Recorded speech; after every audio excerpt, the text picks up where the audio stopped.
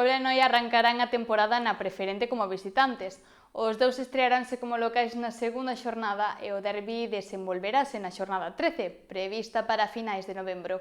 Xa queda menos para que o fútbol protagonice as fins de semana.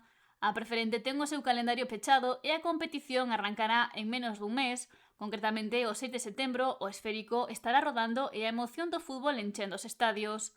Esta campaña hai dous equipos da comarca na preferente, o Puebla, que repite un ano máis, e o Noia, que descendeu logo dunha complicada temporada na terceira federación. Os dous conxuntos arrancarán a 26-27 fora da casa. Os pobrenses debutan na casa do Betanzos, mentres que os blancos farán o propio ante o Pol. Pero a estrea no propio campo non se fará esperar. A Alta acollerá o duelo do Puebla na segunda xornada na que se medirá o Pol, mentres que o Julio Mato Matito abrirá as súas portas para o Noia Sofán. Ambos duelos previstos para o 13 de setembro. Irán desenvolvéndose as xornadas ata chegar ao esperado derbi. Os dos conxuntos na comarca veránse as caras na xornada 13 que se disputará o vindeiro 29 de novembro no Julio Mato Matito.